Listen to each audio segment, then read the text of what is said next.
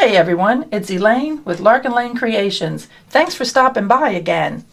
Today I'm going to show you these that I picked up. They're not exactly samples, but they were free. At the Maryland Art Retreat that I went to, they always have a giveaway table.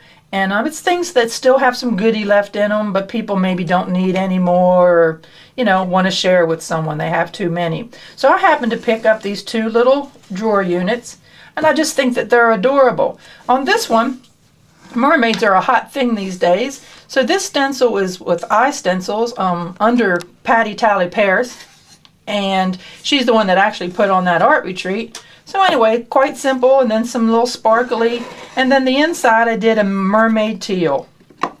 So I think that's adorable. It'd be, I think, good for a little girl's room. So that's that one. And on this one of the girls brought and gave everybody their initial, and she did dot Mandelas on them.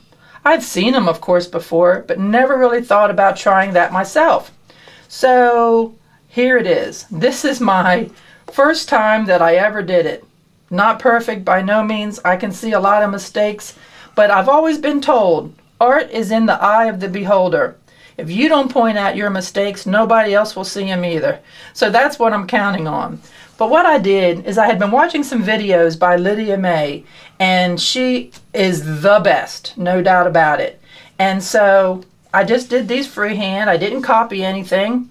And then what I did is the same 5 colors that I used in the dot Mandelas, I also painted each drawer that one of those colors.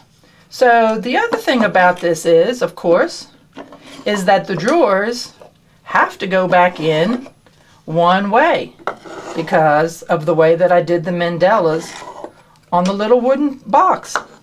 So again, I hope you've enjoyed the video. Please give me a thumbs up and subscribe to my YouTube channel, and I hope to see you again. Bye.